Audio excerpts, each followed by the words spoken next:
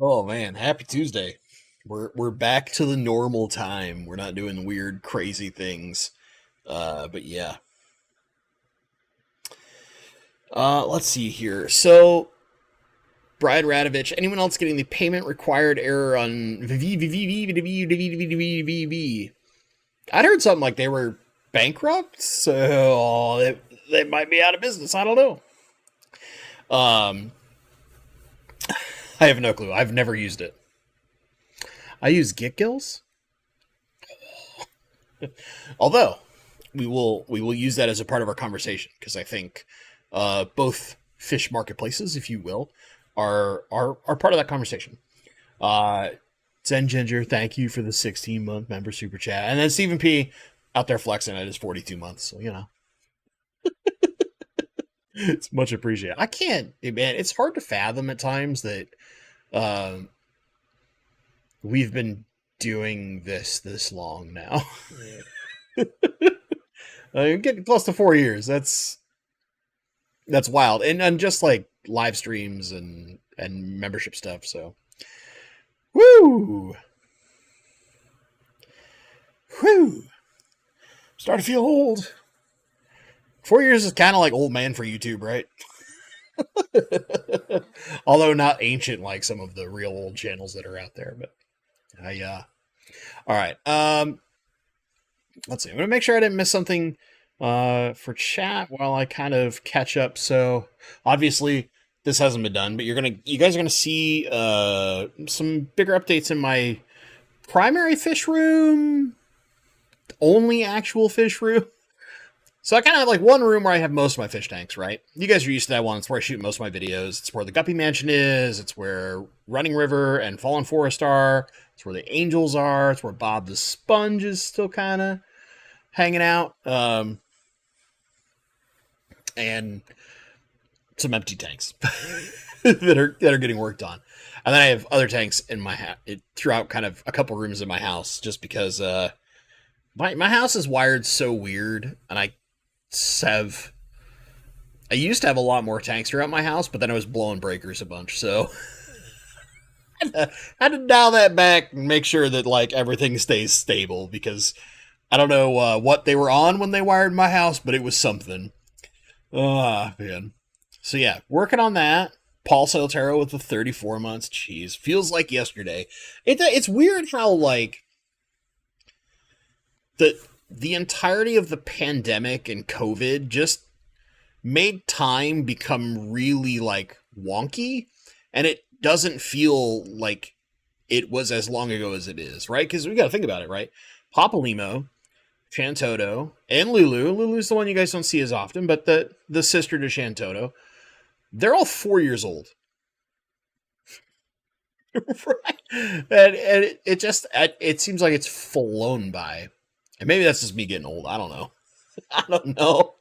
Um, all right. And so the things coming up just as a heads up, and then we'll get into the topic. So the last of the filter series will be this Saturday.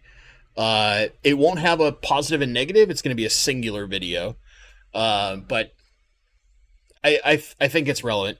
And then there's a number of videos I have planned. One is a product review, and then we'll be getting into like I'm gonna do kind of a newer, updated fish room tour of the tanks in the house, but mostly the main fish room because that's where most of the tanks are. And then from there, I've got a number of different projects I'm going to do. So there's a few like store tours I'm trying to put together. I'm not sure that they're going to come right away. It's a matter of timing things with those store owners and then editing them because I want them to be uh, pretty nice, to be honest. So I'm going to try and do my best to make those really nice videos. They're going to take a lot more work. But yeah, some of the stuff that's coming up, I'm sure there will be some other random stuff that's coming in there too that'll get sprinkled in. Who knows? Things change on a near weekly basis, right, in fish world. Zen Ginger, my house was built in 1980. They were on everything then. Yeah, my house was built, I think it's 86, if I remember right. So, woo! All right, I want to get on topic. This one will be, I think, shorter, but we all know that I talk too much, so probably not. Uh, the preface here. For a fairly long period of time, the late 90s through most of the early thousands, uh, the fish hobby as a whole saw a massive retraction in the number of people, at least in uh, the United States and I would say parts of Europe. It's always been pretty strong in a lot of the Asian countries, and Germany tends to have a very, very strong aquatic hobby side. But the United States especially saw this huge retraction in the number of people that were in the hobby and keeping fish. And what we really saw is a lot of younger people stopped keeping fish. Because usually, if you were into fish at the time, you kind of kept keeping fish. But what we saw is a lot of our like average age of the fish keepers kind of just kept going up year after year because it was kind of like the same people, and most of the newer hobbyists, whether they struggled or just chose to leave, had some other events moving, things stopped, right? But if we go back before that, if we look at like the 60s, especially the 70s, where the number of things you could do were a bit different compared to, say, more modern day. The fish keeping hobby was kind of in its golden age back then. And even in like when I was a kid in the 80s, there were lots of fish stores. I can remember this really specifically, and I had this conversation recently with Dean, right? Master Breeder Dean, you all know. I went to a dinner with Dean and a few other people not too long ago. And we were kind of us old fogies, if you will, we're reminiscing. And I can remember within 20 minutes of my house growing up, there were 10, roughly. I'd have to sit and actually count. And like you might see smoke coming out of my ears because that much work would be hard for it's been that long. But there's somewhere between like 8 and 10 mom and pop stores. This is not big box stores. This doesn't count your Petcos and PetSmarts, right? Because those were around too. But there's somewhere between 8 and 10 mom and pop stores that were mostly fish dedicated, but a couple of them were like more generic pet stores. They were within about a 20-minute drive. Not when you're at like full rush hour traffic, mind you, but like on the weekends and stuff. We're not doing errands. There's a good number of stores near my home growing up. And I can remember that many of them had specialties. They weren't all carrying the same thing. So like as an example, there's this one fish store that I used to love going to because they carried tons of African cichlids. And this was before African cichlids got a big boom in popularity in Washington specifically.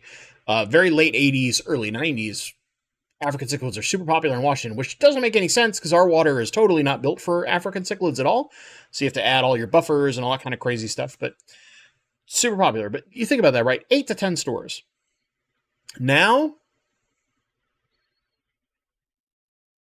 one of them is left.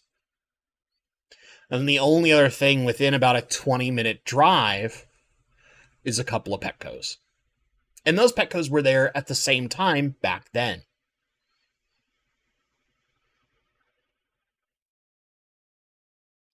If we were to be like the most aggressive on the math and say that there was 10 of those stores previously, that means 1 in 10 survived. Right? And that's kind of like the thing I think about. But now, if I look currently, right,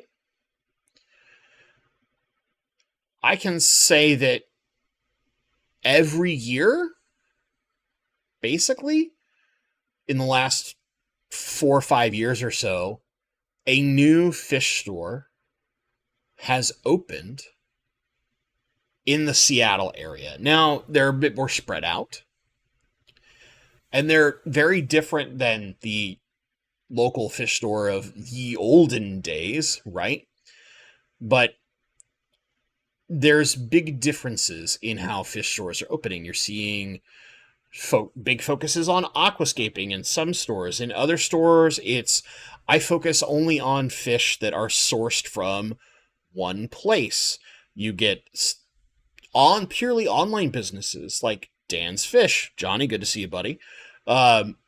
that are focused on kind of changing the distribution model and doing things that are maybe more expensive for us hobbyists, but allow us to have significantly better health and care of the actual fish and not putting them through nearly the amount of stress that they used to go through the old distribution chains. And they still do for some regards when it comes to our traditional local fish stores. But you're seeing a lot more fish stores that are maybe they're doing things online or they've changed their model. There's a great example that someone in chat had mentioned, I don't know, maybe 6-9 months ago, where during a lot of the lockdowns for the pandemic, they had a complete online system, and you would give a time window, right? Or you would receive a time window. I think it was you received a time window based on whatever you put in on your order that would say, hey, this is when you can come and pick up your order.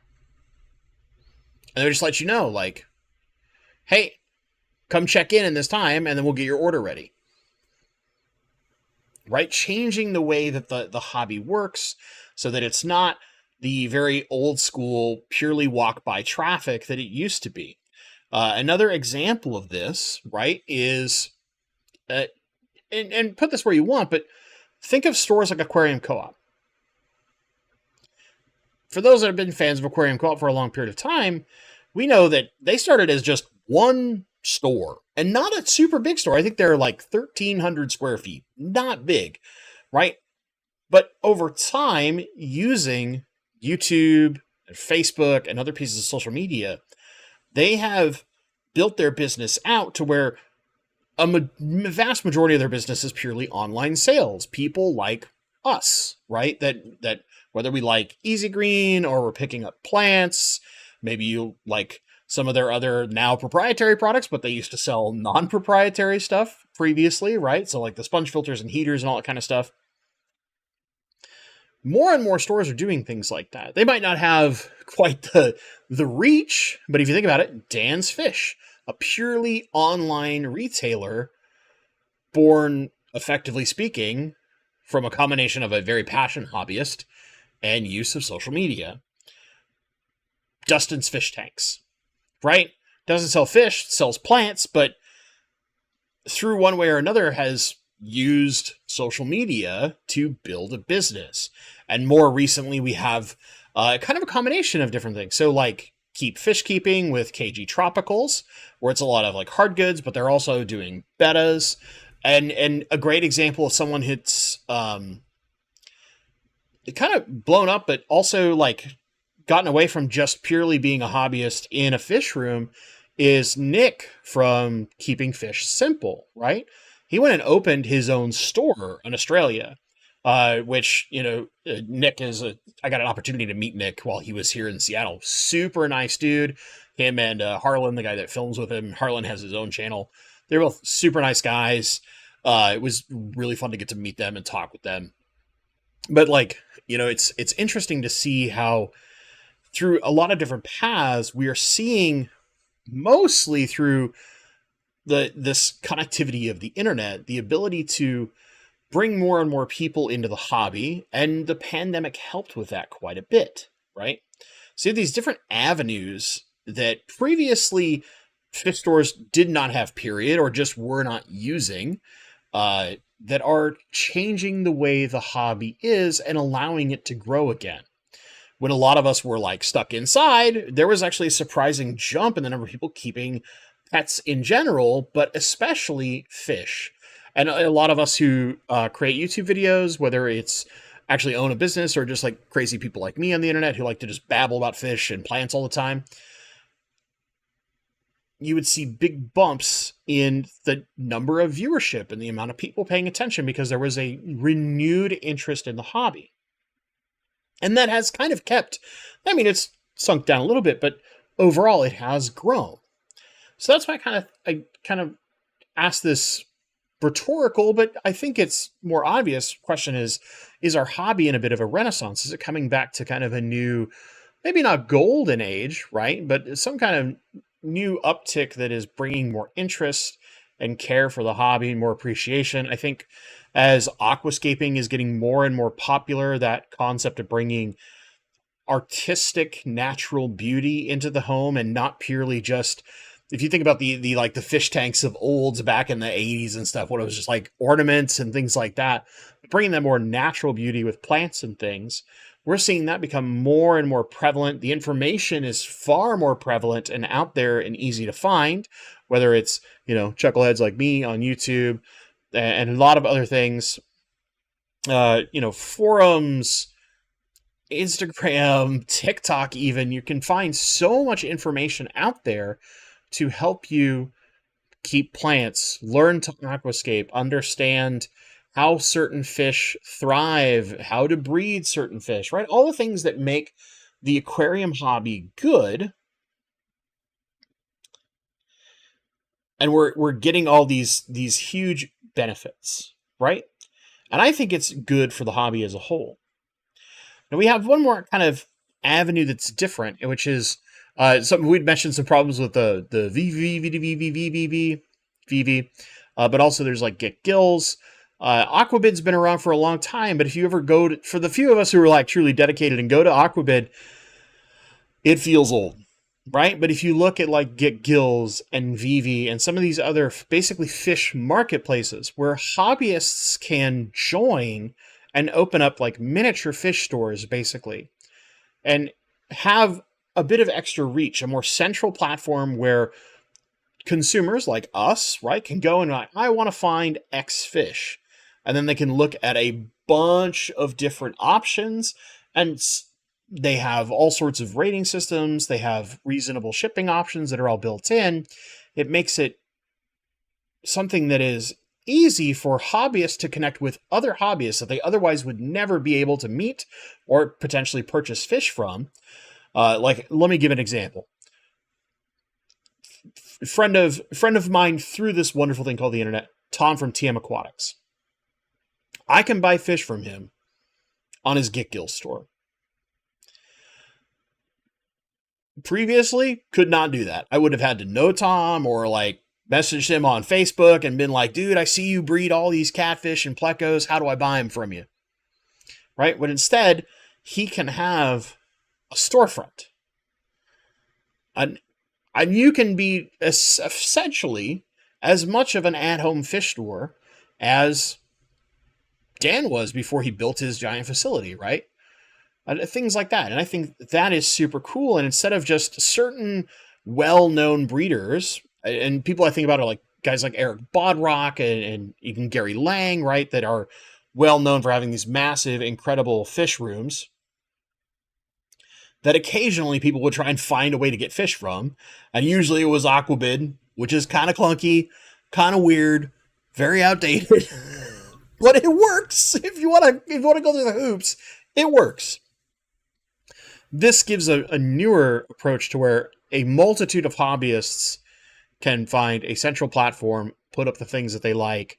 It's a lot more clean and sleek, influenced by a lot of more modern digital storefronts, so that we have so many more avenues to connect, not only with just a local fish store or a fish store in general, but other hobbyists that allow those of us who decide we want to get even deeper into the hobby, right? Maybe you've had your first couple of fish tanks, you've done tetras or whatever it is from your local fish store, and now you're like, I want to branch out. I want to get this thing that I can't get in my local store. This is where a huge number of things become available to us, right? And there's tons of other great online retailers. You've got the Wet Spot Tropical Fish, been doing it for a long time. You've got newer quotation marks players in the game. Dan's Fish, I guess, would be my primary example, but you also have things like some of the bigger distribution houses that have set up online sites so that people can get them, and that would be places like GH, or even farms like Goliad Farms or Consolidated Fish Farms, where they have an online storefront that we can now go directly to the distributor instead of relying on that old distribution chain and getting things from a fish store that might have had extra stress on the fish or induce extra cost, whatever that may be. Paul Soltero, back when I was a kid, in the stone ages of aquariums, they were in a lot of homes. Back then, a big tank was a 20-gallon Metaframe. And I mean, that's kind of similar. Like when I was growing up as a kid, we had a number of fish tanks in my house. And my dad is not a big fish person, but he loved koi. And because he liked koi, he eventually got to a point of where he wanted to keep fish. So he learned on other fish, and that's kind of got into the family. My mom's side of the family has kept all sorts of pets. So keeping fish was just natural. And one of the big things was we have to have angelfish, right? That's a big thing on my mom's side of the family. Only way saying I like aquahuna. Sorry, GH is aquahuna. I'm used to their old name. They used to be called G&H out here when they were just purely a distributor, but when they kind of did their online shop, they changed. And there's some other things, but they basically changed their business name to Aquahuna. So forgive me, it's buried in my brain. But we're talking about the same place. I'm just old. But yeah, and you eventually got to the point of where some people would try to get the big tank, but they were extremely expensive and all that kind of thing, right? But as the hobby has changed, we see more and more things more prevalent, right?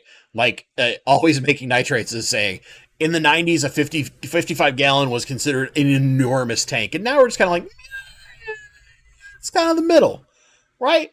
It's kind of like the 40 gallon breeder or the 55. Those are kind of like the middle tanks.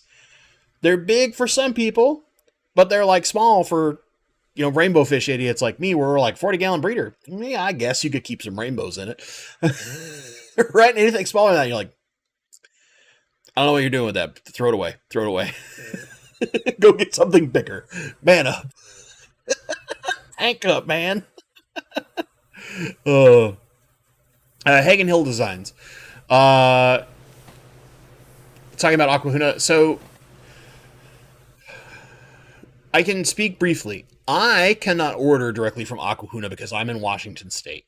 And they have a deal, since they are in Washington and distribute to local fish stores in Washington, that they will not directly sell to residents of Washington State.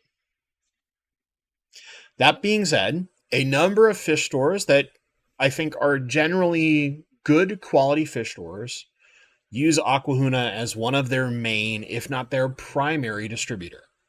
Not all of them, but many of them do.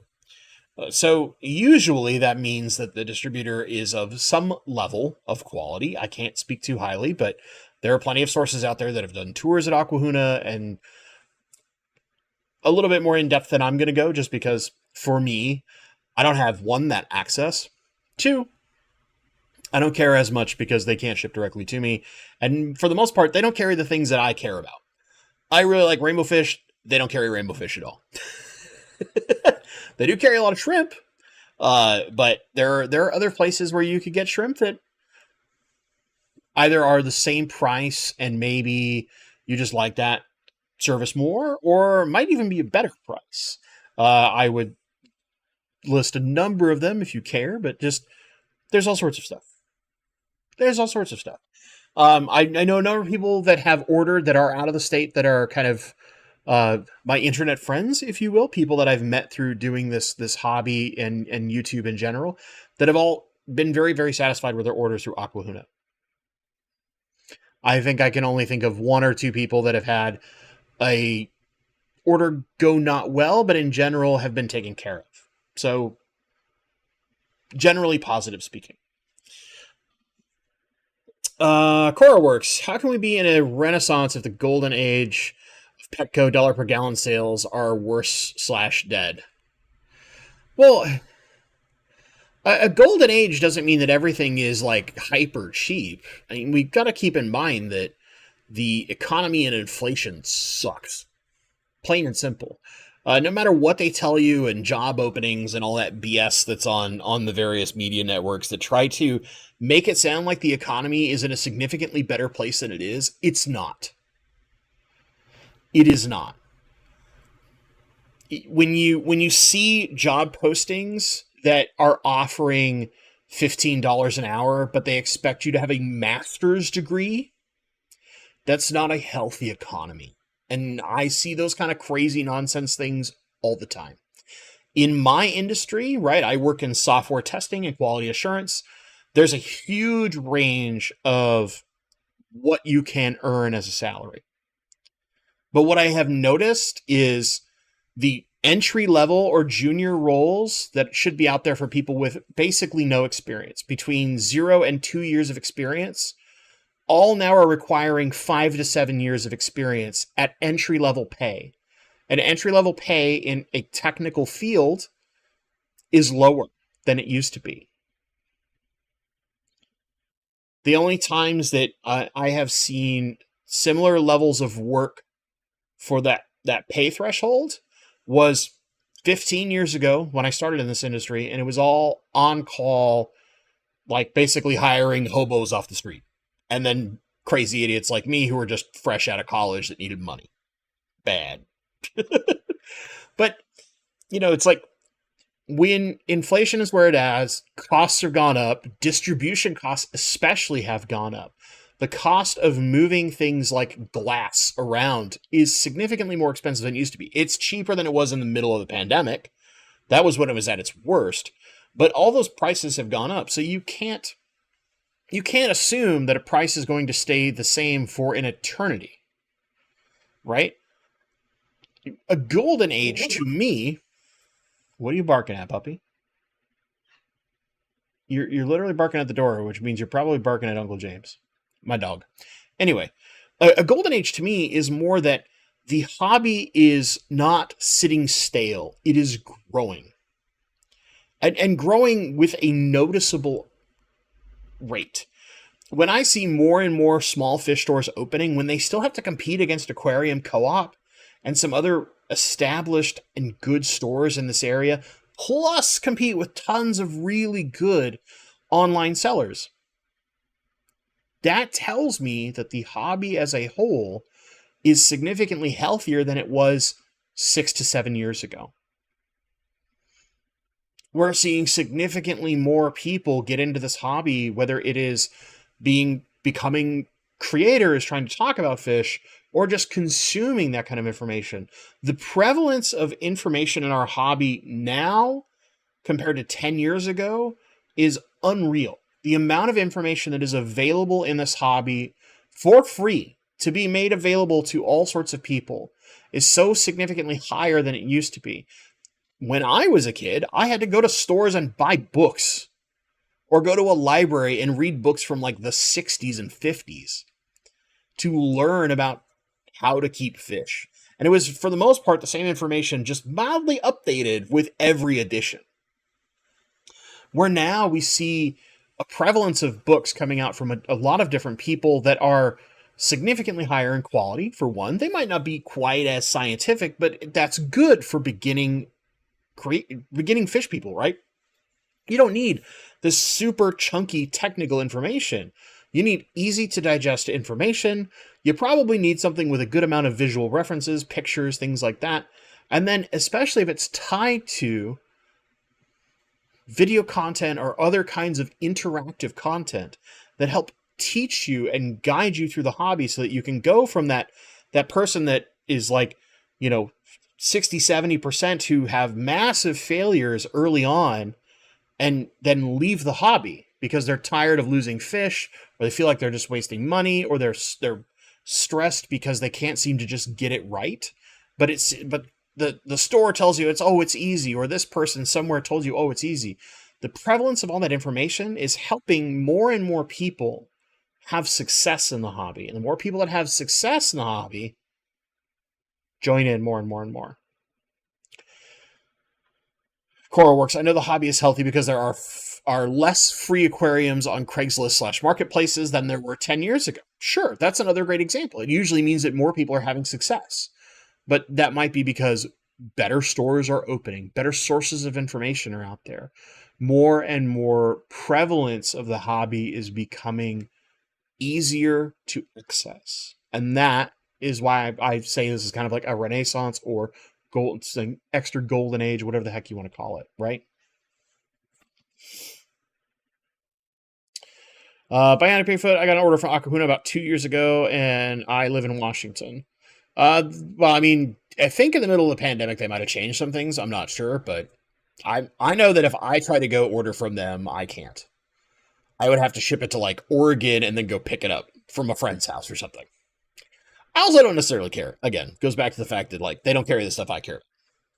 Hoon Aquatics, Moonlight Aquatics in Mill Creek, Washington, is now selling one of the new rare, peaceful dwarf cichlids in the hobby, Ivancara bimaculata. Seeing this in an LFS produced at a commercial level is a huge win. So yeah, there's that too, right? And I kind of touched on this very briefly, but there's examples like Moonlight Aquatics for us locally.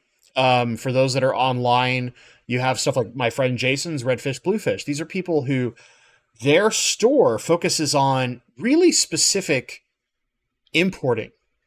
You know, Jason gets a lot of his stuff from Europe, where Moonlight Aquatics has some more Asian connections that help bring very high quality fish in that either are very difficult to find, are not in the normal distribution chain, or allow them to sell at prices that are significantly lower than what is the normal inside most local fish stores in the hobby, right? So you've got some examples like that. And then you've got what I would say is a similar concept in a way, which is going more direct to breeders and farms in what Dan's Fish is doing, although Dan is a little bit more widespread, where he's bringing in stuff from Africa. He's bringing in things from Indonesia. He's doing this and that, right? He's bringing stuff from all over the place rather than like, I work with these couple of places or this specific region that is doing fish.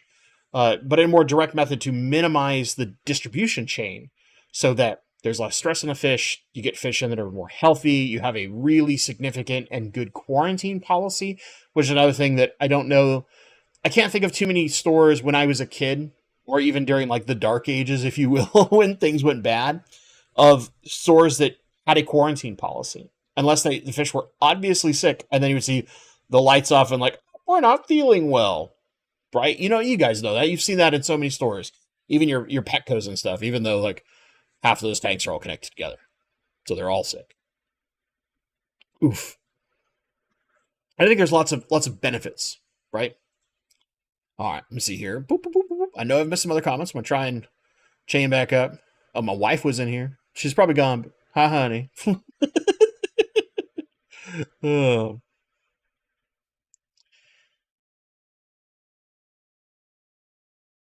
$15 overnight shipping. Where is that? From Marcel? I mean, $15 overnight seems pretty great. That's dirt cheap. That is incredibly cheap. I think I got most of the stuff. If I missed something, like, feel free. At this point, by the way, if you have questions, at Bentley Pasco makes them super easy for me to see. So by all means, like, if you have a question, whether it's on the topic or something completely random, throw them in chat. We'll do the whole Q&A session at this point. But I want to thank a lot of you for participating in this conversation, because I think it's kind of relevant. I guess maybe it's more like in seeing a number of newer fish stores opening here and a few other like businesses getting off the ground digitally between a couple of the conventions I've been at, and finding more and more places that were either worked in completely different industries and within the last few years have decided, I'm going to open a fish store because I love this thing, or some kind of online business. Or maybe it's an example, one of my favorite businesses that used to be here in the Pacific Northwest, but they recently moved to, I think, North Carolina? I think that's right.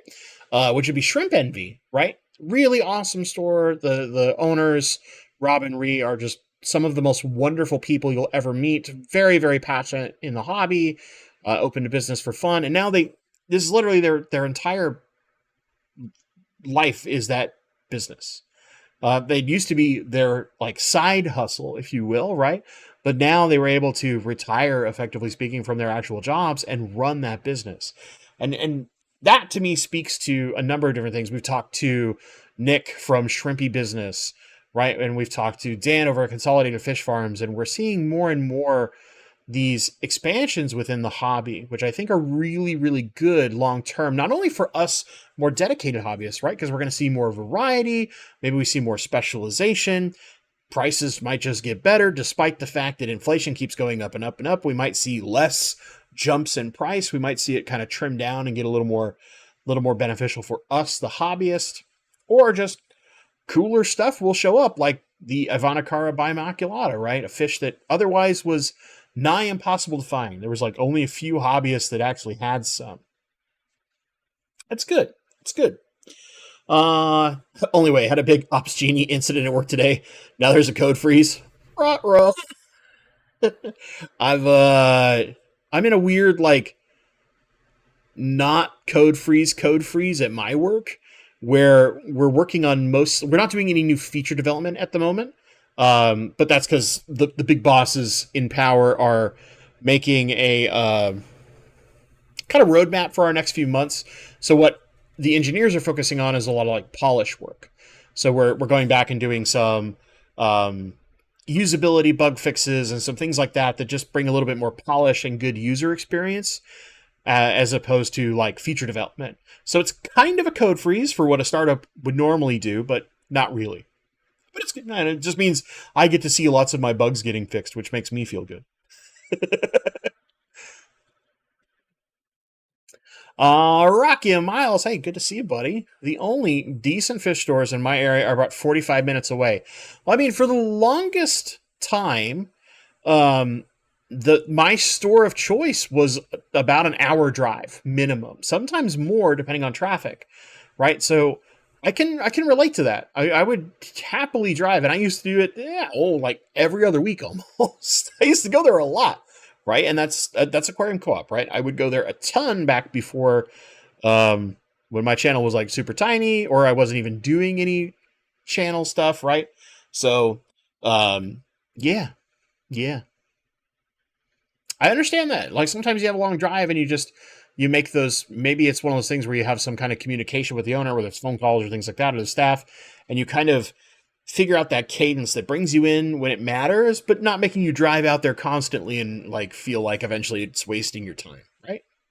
It's always something. Fish stores are cool like that. Fish Tank Barn. Mike, good to see you, buddy. I think some of the renaissance, or not, maybe area specific. Seen quite a few people get out over the past few months. I think in the heyday, my area was 60s, 70s, and 80s. Yeah, I could see that, but I think part of it is because we have this significantly larger network of online folks, right, Mike?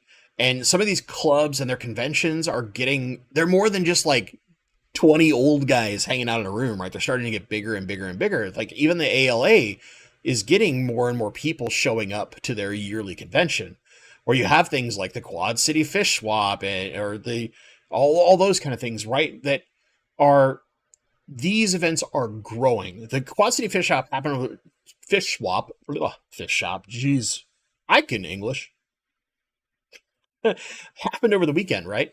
And they had like 2,000 people come through the door for a fish swap. But granted, it's pretty centrally located and it's kind of a big deal. I would love to go to that event at least once just because of how huge it is.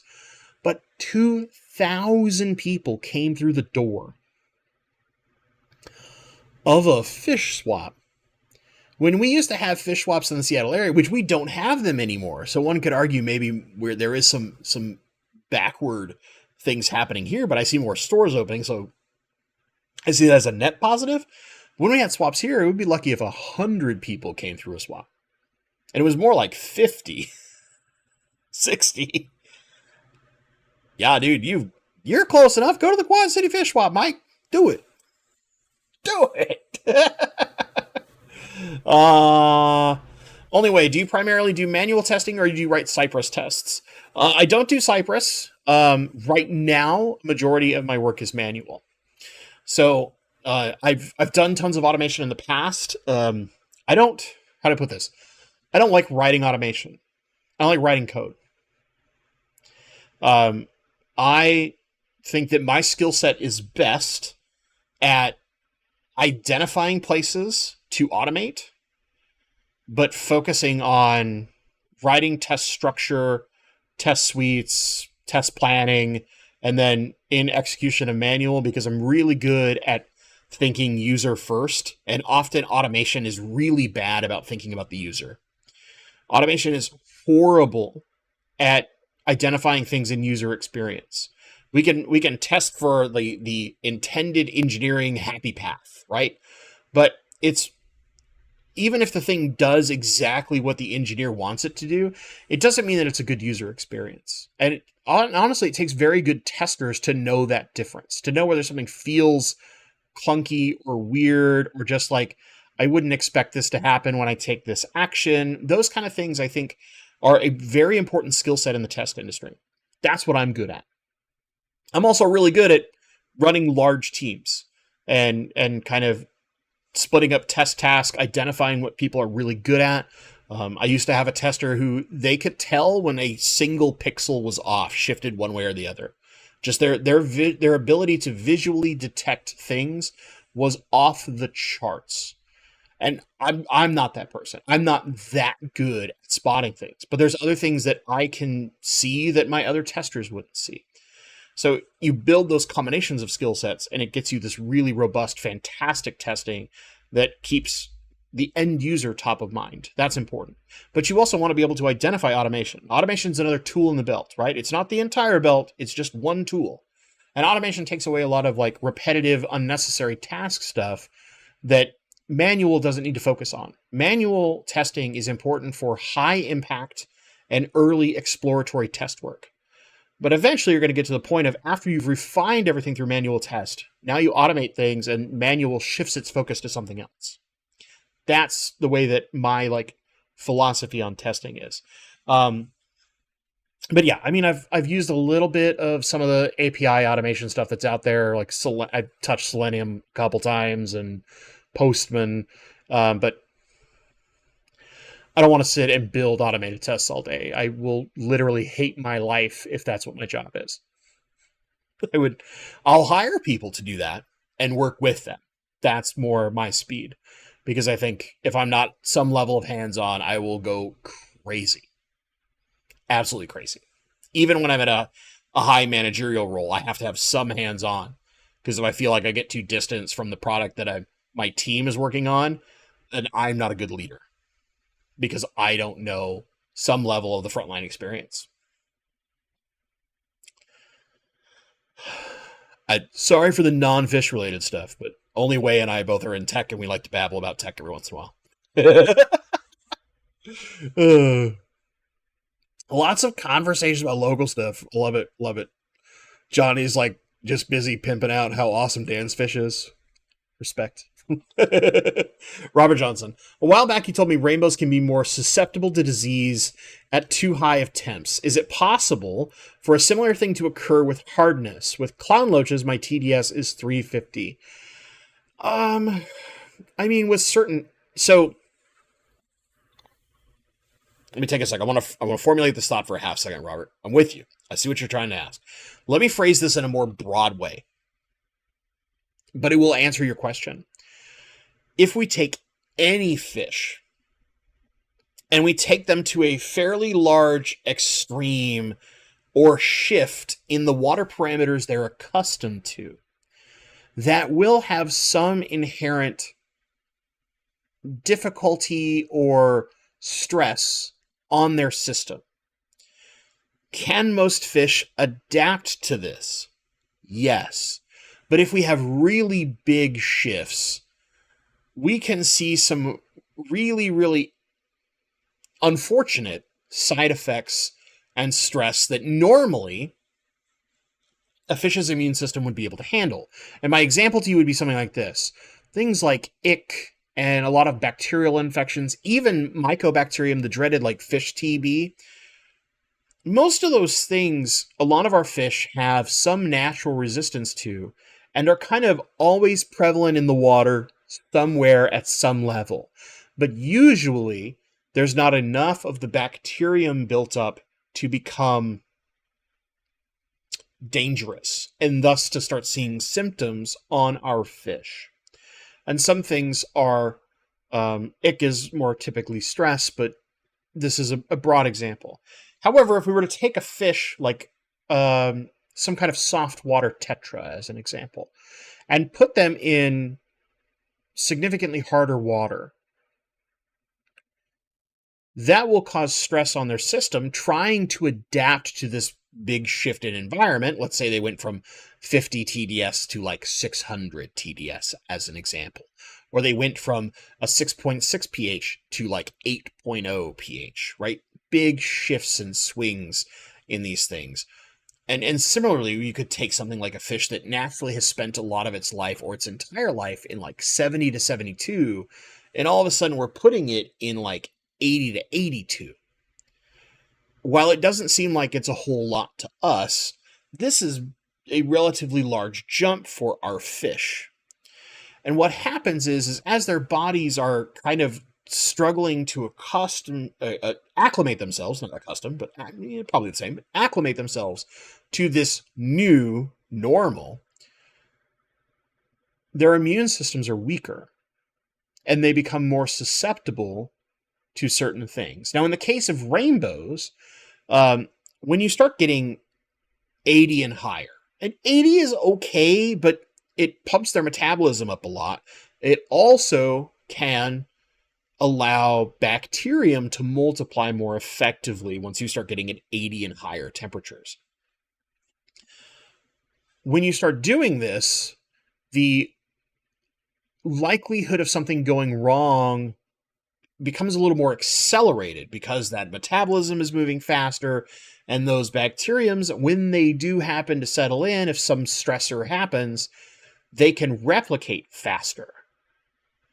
So why I generally caution, and not all rainbow fish keepers will do this, it's just my personal experience, while I'll caution keeping it back, trying to avoid that like 80 temperature mark and sit more in that like 74, 76 kind of range, is because in my experience, I've seen when some kind of health issues do occur, I have a little bit longer window to slowly work on addressing it rather than like panic throwing things and trying to immediately dose medication.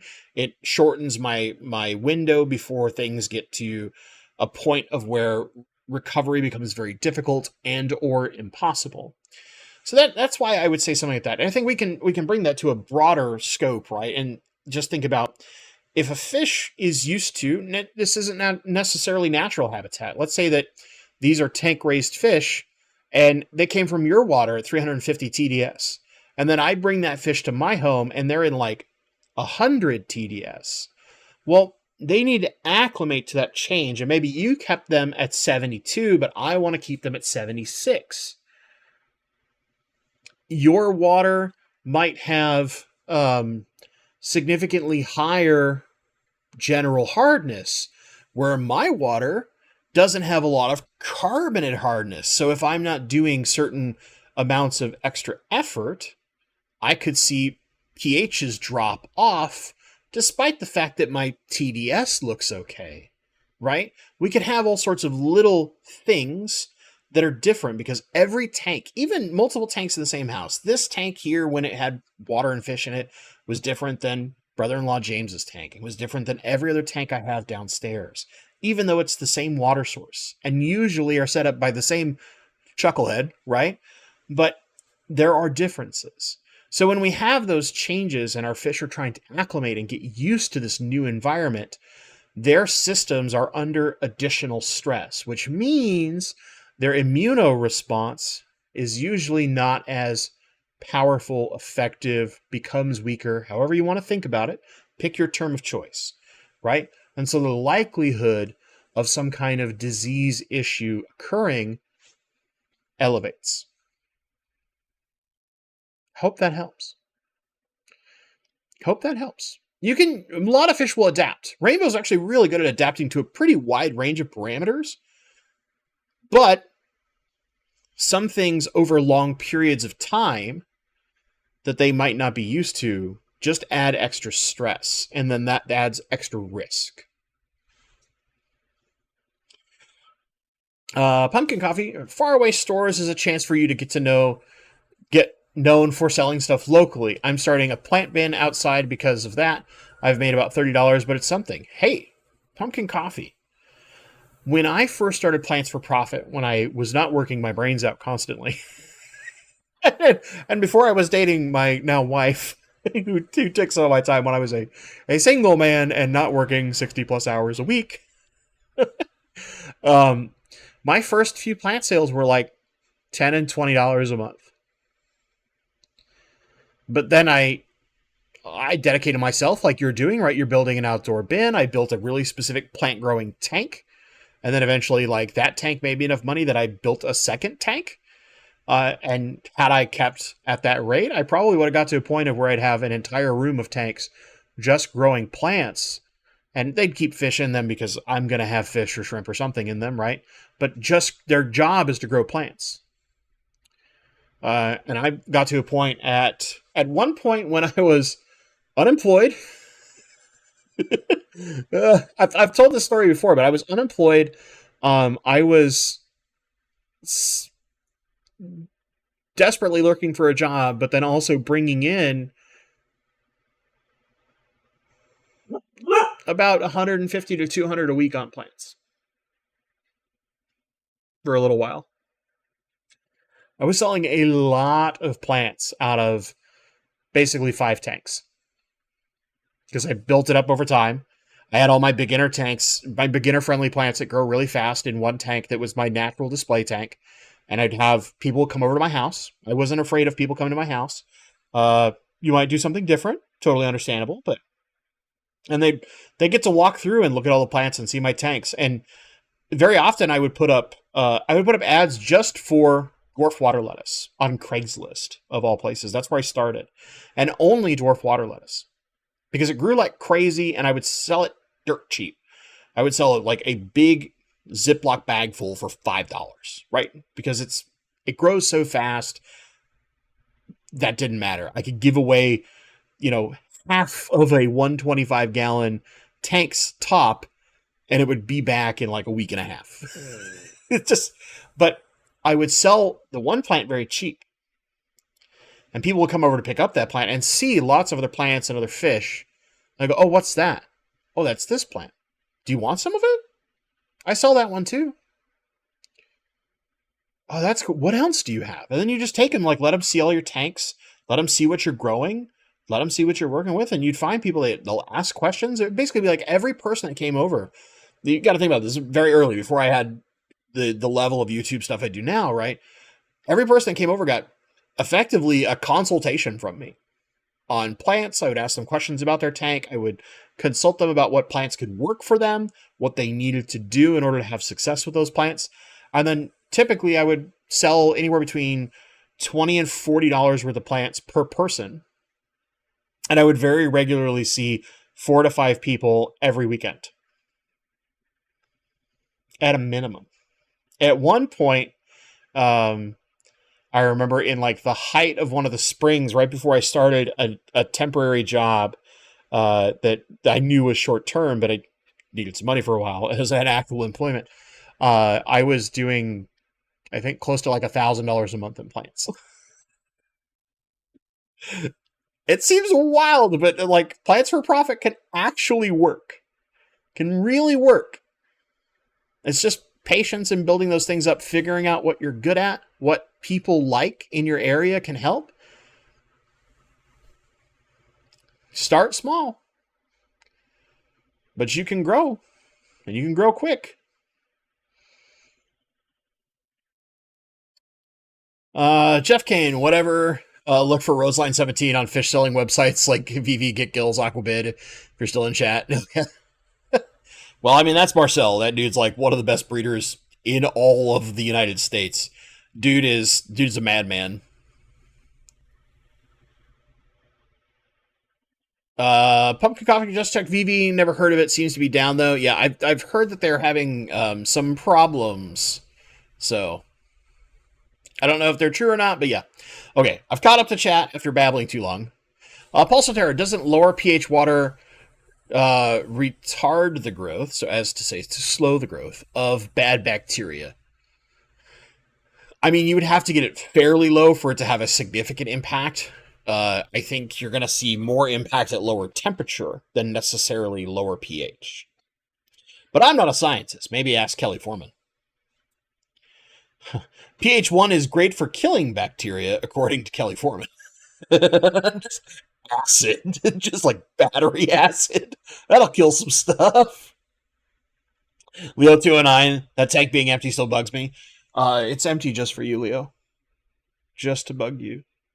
I know, man. I've been working on other stuff. Bigger tanks have a higher priority right now. Some of the bigger aquascapes I'm trying to do with brother-in-law James and my wife. Tanks are in place. Substrate's in there. We just gotta get some rocks selected and or wood selected and then start monkeying stuff around. I've been busy the last couple weekends, but hopefully this weekend we can start parts of that process. It'll depend on weather, because if the weather outside sucks, like it was snowing yesterday, and now it's back to like normal weather, but has been raining. If that weather's going on, a little tough to do that kind of stuff. So yeah. I know, man. I know. Robert Johnson, makes sense. I've had clown loaches for 5 years, and I had one go under last year. It seemed to be maybe internal bacterial issue. I have 2 to 3 more slowly looking similar. And I'm just wondering if them being in my hard water for so long is having them die preemptively. Potentially, it could be a number of different things, right? I'm certainly not a clown loach expert, but I would find somebody who has more experience with loaches and, send them some of the information, your observations. Maybe they can help you figure out what's going on and course correct. Buddy Viper, I have soft water, but would really love to add a bunch of holy rock for caves, etc. Can this be done little by little? How would I handle water changes? Okay, so yes, you can do it little by little, and that will eventually your water is going to hit like an equilibrium of the amount of mineral uptake that it's going to take from just the holy rock. As you add each piece, the first few water changes, you're going to see more of that mineral uptake, but eventually it's going to kind of equalize. It does the same thing with any other stone that will add hardness to your water. And you're going to find a point of where like, hey, this adds some stuff without like spiking my water too crazily high. I would just do it, like I said, a little at a time. Add maybe like one big rock or a couple smaller rocks, and then kind of monitor your parameters, do a few water changes. Don't stress too much about the water changes. Like your fish will handle that. It's just when rain happens naturally, it dilutes the water down. You're kind of simulating nature in a way in rainfall when we do water changes. Nathan Hovey, when selling plants that are planted in a tank, how would you clip them or pull roots and all? So in the case of stems, I would clip them. And what I would typically do is I would find, if here's foliage, here's a layer of foliage, I would clip directly on top because that's going to allow it to propagate extra stems for me. I try to clip them kind of low. So I would leave like about this much of a stem, if possible, above substrate with some foliage to restart itself. Most of these tanks, by the way, when I was doing this and at that level, I had CO2 injected in everything because I need that speed to allow that to actually happen. But in the case of, say, like crypts, I'm uprooting child plants. So usually I'll have a mother plant or two that I don't touch, and then I uproot child plants. You can do the same with like Vallisnerias and any of your other rosette style plants. You're going to pull up the plant with roots and all. Stems don't need roots. Mosses, of course, you just trim off chunks of the moss, put it in a baggie, cup, whatever. Floating plants, obviously you just take the whole floating plant with its roots, etc. It's a little tougher with swords because of the way that they do their child propagation, but you're basically giving a whole plant again. You're waiting till it has some amount of root before you sell it. Bulb plants can kind of be similar. They're a lot harder to sell, except for some of the Nymphaea species, so the lilies, because eventually they'll create their own basically root ball and stuff, and you can just break that child plant with roots away and sell that. In the case of epiphytes, so your Anubiuses, your Java ferns, and that kind of stuff, you need to keep the rhizome and some amount of roots, so it's just dividing them off and selling chunks of the plant, or in the case of adventitious child plants, so like what Java fern does, where it grows children plants off of its own leaves from its seeds, you just pull the seedlings off after they grow to a certain size. I usually waited for about, for babies. If somebody wanted a really big plant, every once in a while I'd sell them a big plant at kind of a premium. But that's it. It's pretty easy, straightforward. It's just how would you, if you would propagate that plant in your tank, how would you propagate it in your tank to add more plant density? You do the same thing for when you're giving it to people, and you just give them instructions on how to treat the plants. Pumpkin coffee, you're making me more hopeful. It can work. I've done it before. I've had a number of people do it within the last few years too.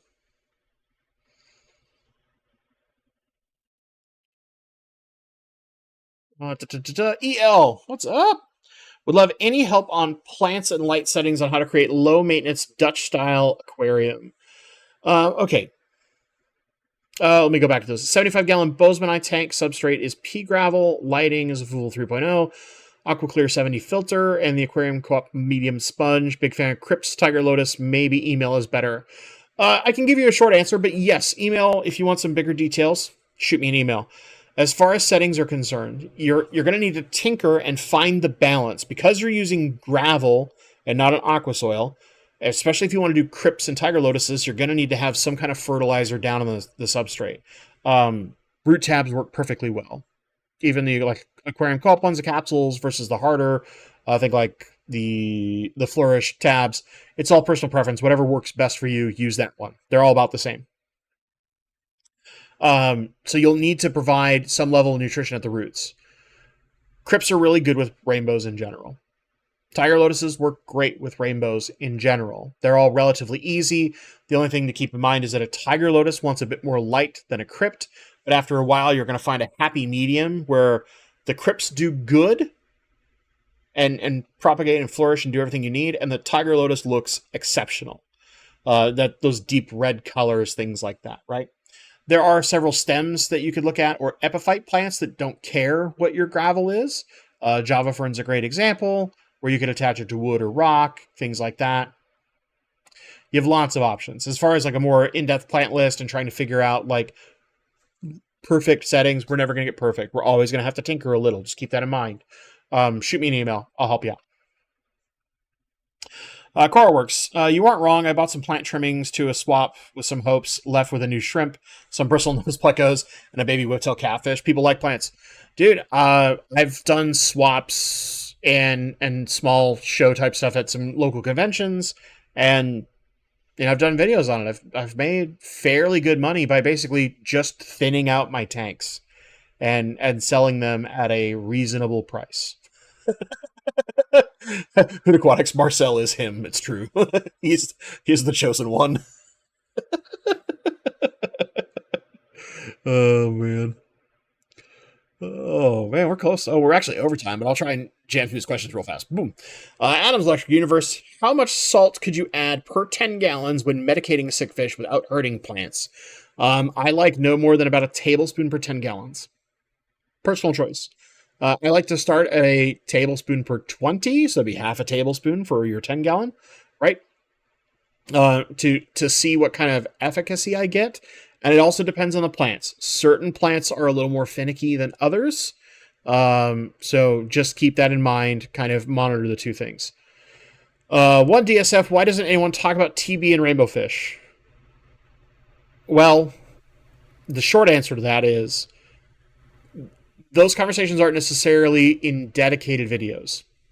Probably could make one. I did a big rainbow fish talk at Keystone Clash. We actually spent quite a lot of time talking specifically in questions and answers and stuff about Mycobacterium, aka fish TB, because it is such a prevalent problem with rainbow fish. And in recently actually talking to Nick from Keeping Fish Simple, who's Australian and gets to go catch rainbow fish in the wild, he has seen Mycobacterium in the wild, in wild rainbow fish populations. So it seems like it is becoming a problem even in the wild for rainbows, just because they happen to be so susceptible to it. But the wild populations are generally large enough and or short-lived enough that you get to see significantly more of them. Or rather, you don't see the disease as much because there's just so many fish. I can English sometimes. Please explain what a Dutch style is. Okay, the fast version. Dutch style is a heavily planted, no or very limited hardscape. Sometimes there's like a piece of wood or a rock, but it's basically there's no open space. It's all plants everywhere, and you usually have them in these chunks of plants. So a good example.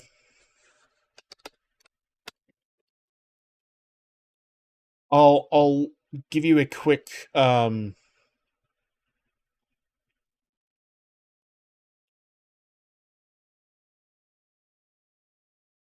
here's a quick video that you can reference what a Dutch style aquarium looks like. That's on YouTube. I don't actually know this creator whatsoever. I just have seen this tank, and it's a very nice, simple Dutch style with a short kind of tutorial in building the tank up. But yeah, lots of plants, lots and lots and lots of plants, lots of plants. Buddy Viper, how would changing chemistry of holy rock affect plants grown in soft? So you're adding significant hardness, which can impede their ability to uptake nutrients and or grow somewhat. So that's why you'd want to do it over a slow period of time so the plants can adjust to those changes. And in some cases, it will help add minerals they naturally want, but it is a process. Just go slow. They'll get used to it. Plants adjust pretty well. Make sure I didn't mess anything. Wait, I'm about to set up a 150-gallon mixed rainbow tank with safety Zork. Cool. And a reverse flow under gravel filter. Bozemanaya Tinjo, Millennium Res, Geophagus. Geophagus with... That is a little interesting, right? Because usually your Earth Eaters want more like sand consistency as opposed to, say, Safety Zorb. Hopefully that goes well. And Electric Blue Acara. Ooh. I love Electric Blue Acara. They're such a pretty fish. They're such pretty fish. All right, make sure... Think we got everything. Try to speed run the last few questions. All right, one last one from Coralworks. If you're growing plants on driftwood with the intent to sell later, what kinds of plants would you try to keep available to put on the log? Boost. But specifically, certain boost does really, really well. I like the larger leaf boost. It tends to do significantly better on wood in my experience, and also handles more medium light, so I don't have to like highlight for some of the super colorful smaller ones and thus worry about algae issues. I can only do like medium levels of light and have significant success with them. I have a lot of larger leaf boosts sitting inside the Fallen Forest tank, which you'll see that in an update. They're getting huge. Like some of these boosts look phenomenal, and I do very little CO2. So if you did a reasonable amount of CO2, you would see them grow significantly more. And if you weren't putting them on like vertical surfaces, like I tend to be doing, you could get them to crawl across it quite a bit better and get you some fairly large pieces if you really wanted to that would be saleable, or on a small piece, cover it much more quickly and thus make it a really cool, like easy plop in display piece. Otherwise, I would look at probably something like an Anubias that doesn't get too large. So you might look at like mini coin or Nana and Nana Petite, those kind of things. So you don't want like standard Barterai that's going to get huge leaves, although some people might actually really like that look. You want to stick to some of the smaller Anubiases. You could also look at types of Java Fern. In that case, I would look at either like Java Fern Trident or Needle Leaf, because those smaller leaves look really good coming out of pieces of wood and can make very, very attractive display pieces. There you go. That's my suggestions. There are a few other like interesting epiphytic stems, but that's like a little more going crazy. All right, Leo, your question's last then. How many reticulated SIE should I add to my 135 Cross River Puffer tank with the Bisher and the Congo River Tetras? One another good algae eater. If you're starting them really, really small, we'll get like 6, because you kind of want to think that they might get bullied and or eaten by the Bisher. Realistically, I would say 4 should be sufficient. When they're small, they eat a lot of algae. And they still keep grazing when they're bigger, but they do slow down a bit as they get larger and larger once they start getting like 2 and 3 inches. So there you go. There's your heads up, Leo. All right, everybody. I want to really thank you all so much for being here tonight, participating in the conversation, asking questions, all the usuals. look forward to the last part of the filter series coming out this Saturday, and then we'll start moving back to all sorts of other random fish related content. Yeah, I should be here next week, pending work doesn't go crazy on me. And as always, gang, thank you so much for watching, and stay awesome.